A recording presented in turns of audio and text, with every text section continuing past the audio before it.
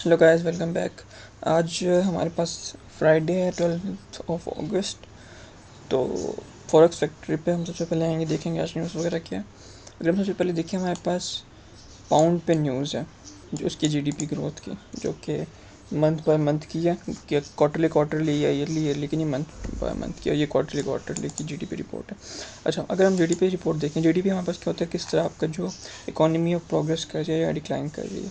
तो अगर हम यहाँ पर देखें, इसमें पाउंड येन, तो पाउंड में अगर हम देखें ओवरऑल कि इनकी इकोनॉमी की क्या सूरत हाल जा रही है, तो इन्होंने शुरू में इंक्रीज़ करने की कोशिश की, -0.1 से 0.2 तक लेके गए ये लोग इकोनॉमी को, जो कि मतलब इनका फोरकास्ट अच्छा था कि प्रोग्रेस करना चाह रहे हैं। लेकिन याद है कि प्रोग्रेस जितने आपकी जीडीपी ज़्यादा होगा, इसका मतलब है स्पेंडिंग ज़्यादा लोगों की, और इन्फ्लेशन ऑब्वियसली ज़्यादा जाएगी इसके साथ। और यूके में वैसे भी आजकल इन्फ्लेशन ओवरऑल बहुत ज़्यादा है, यूएस के बाद, या आई गेस यूके फर्स्ट पे।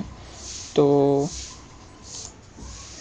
लेकिन अगर हम देखें, हमारे पास जो एक्चुअल आया था वो था -0.3, मतलब कि इनकी ओवरऑल इकोनॉमी डिक्लाइनिंग में जा रही थी, तो डिक्लाइन में जा रही थी।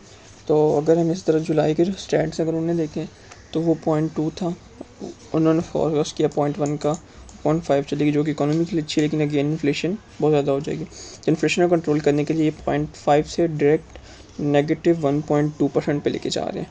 तो वैसे जो भी हमारे पास यहाँ पर होगा, actual greater than forecast is good for currency, मतलब फॉर द सडन मूवमेंट, जो कि न्यूज़ की मूवमेंट होती है, सबको पता है, अचानक इंतहा से ज़्यादा वोलेटिलिटी आती है मार्केट में, उस मूवमेंट के लिए जो भी यहाँ पे आएगी एक्चुअल वैल्यू फोरकास्ट के कोरिस्पोंडिंगली वो मैटर कर रही होगी। अगर कम आएगी फोरकास्ट से, तो ऑब्वियसली जो आपका पाउंड है वो वीक हो जाएगा, और जितने भी करेंसीज ओवरऑल जो पेयर्स हैं उनके हिसाब से आप देख लें।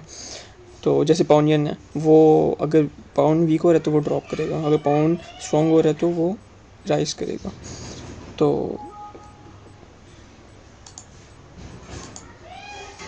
सॉरी, तो अगर हम देखें यहाँ पे, लेकिन लॉन्ग टर्म में अगर हम देखें, तो हमारे पास जो अभी जो प्रीवियस था वो 0.5 है।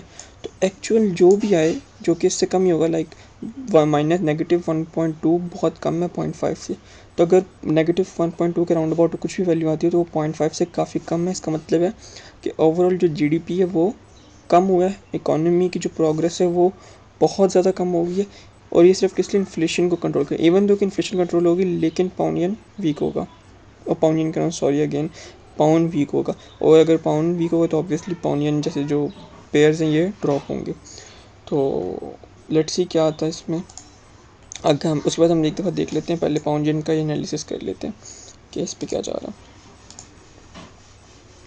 अच्छा, अगर हम यहाँ पर देखें, इसका जो डेली चार्ट है, डेली पे ये वैसे बेरिश ट्रेंड है ओवरऑल, लेकिन जो ये वाली डेली कैंडल थी, काफ़ी ज़्यादा इसने रिजेक्ट किया इस वाले जोन से, ये इस वाले जोन से काफ़ी ज़्यादा इसने रिजेक्ट किया। और अभी तक तो बुलिश जा रही है इसकी पूरी की पूरी, एक लोअर वीक बनाने के बाद कैंडल जो है बुलिश जा रही है। उसने पिछली कैंडल का ब्रेक का बफ भी कर, ब्रेक जो हाई है वो ब्रेक भी कर दिया। तो लेट्स सी कि 4 आवर पर क्या जा रहा है। अच्छा, अगर हम 4 आवर पे आके देखें, अच्छा 4 आवर पे एक बड़े मज़े की चीज़ बनी है, एक मिनट देखें।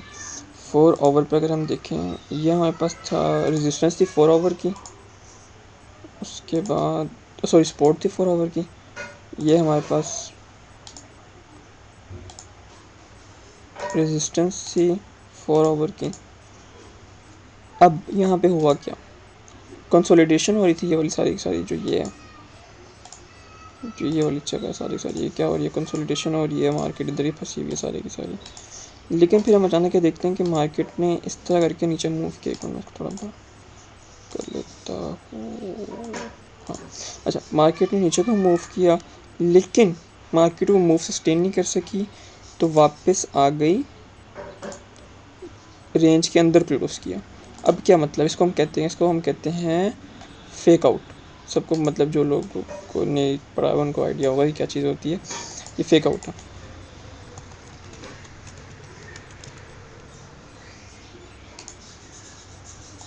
चाहिए हमारे पास है फेक आउट।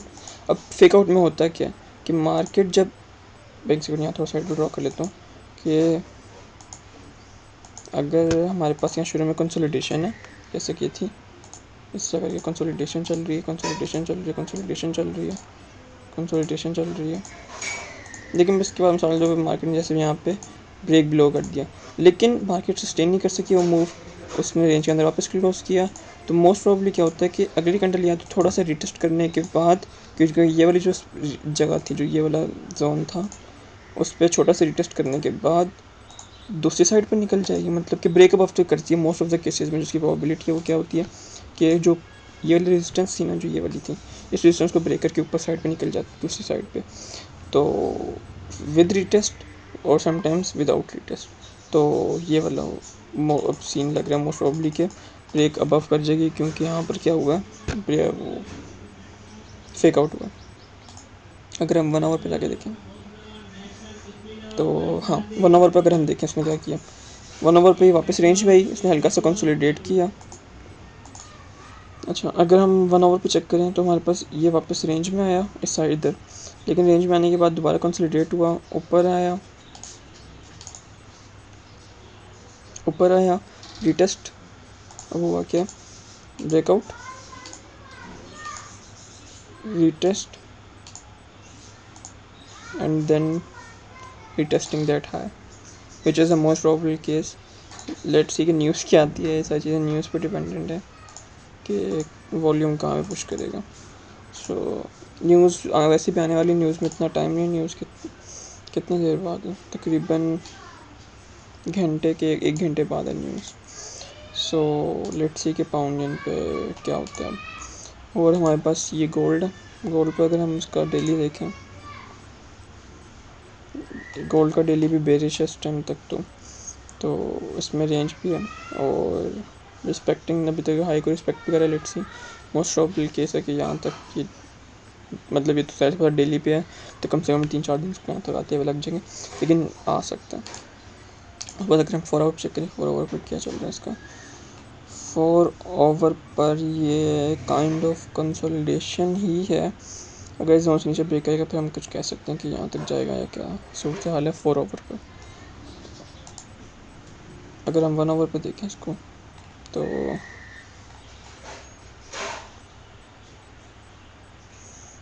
1 आवर पर एक चीज़ जो मुझे नज़र आ रही है वो ये है कि अगर हम यहाँ पे देखें, ये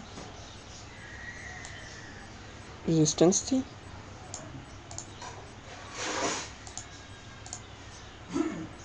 ये सपोर्ट थी,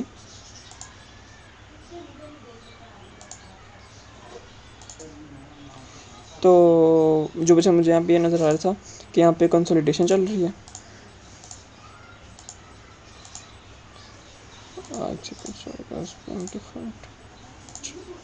तो ये चल रहा है, उसके बाद कंसोलिडेशन थी, ये वाली जो कैंडल थी हमारे पास, एक सेकंड,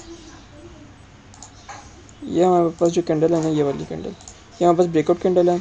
उसके बाद ये वाली कैंडल हमारे पास मोस्ट ऑफली रिटेस्ट कर रही होगी, और उस रिटेस्ट के बाद हमारे पास जो स्ट्रक्चर मैं बना चुका हूँ इतनी दफ़ा कि एक सेकंड के breakout, retest, and then here we go baby. So this, so the area I will be targeting would be this for TP1,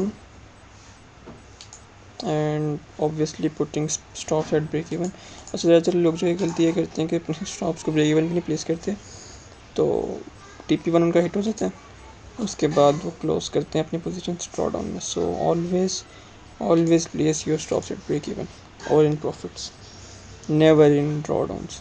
So I will be targeting this area as TP1,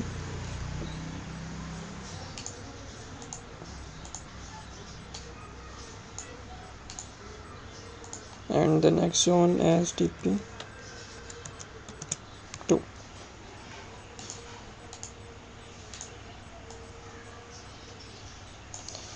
So that would be all for today, 12th of August. Thank you, take care, and stay tuned.